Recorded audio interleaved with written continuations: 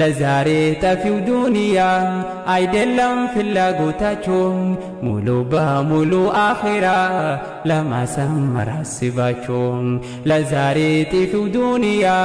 አይደለም ፍላጎታችሁ ሙሉ በሙሉ አኺራ ለማሰመር አስባችሁ ከመጥፎ ስራ በመራቅ መጣችሁ ጥሩ ቦታ ላይ የቁርአን የለፋችሁትን ያደርጋላችሁ